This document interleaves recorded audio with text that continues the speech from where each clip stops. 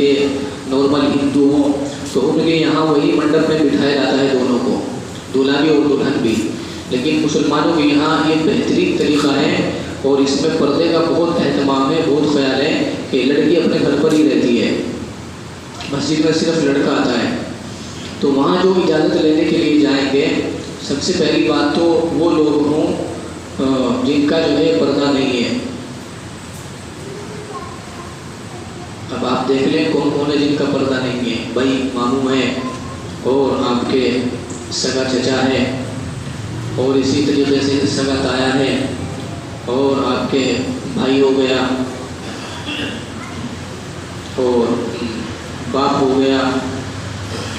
इसी तरीके से ये आदमी है जिनका पर्दा नहीं है, तो ये जाएं और इजाज़त लेके आ जाएं। फिर इसमें लोग ये समझते हैं कि भाई दो गवाह जो हैं जो निकाह में यहाँ रहेंगे वही इसके साथ भी जाएंगे जो इजाज़त लेने जा रहा है। तो अगर ऐसा करना मुमकिन हो तो आप कर लें, बाकी ये कोई ज़रूरी नहीं है कि गवाह वहाँ भी जाएं। जिस वक्त इजाज़त लेने के लिए आप जा रहे हैं ज़रूरी नहीं है कि दो गवाह भी वहाँ जाएं। अकेला जो वकील है वो अकेला भी जाके इजाज़त ला सकता है, लेकिन अगर वो गवाह जो है मौके पे मिल जाएं तो उनका चला जाना बेहतर है।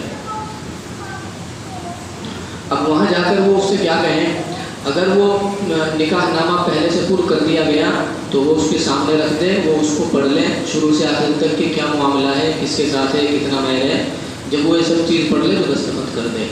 और अगर अभी वो निकाहनामा पूरा नहीं हुआ तो ये जो आदमी वकील बन के गया है इसकी जिम्मेदारी है कि ये पूरी बात उसको बताए कि फुला का बेटा फुला है और इतना महर है और तुम्हारा निकाह मस्जिद में हो रहा है, अब बताओ आप हमें इजाज़त देती हैं निकाह पढ़ाने की या नहीं पढ़वाने की, या उस पर दस्तखत करवा दें वहाँ से। तो ये तरीक़ा है।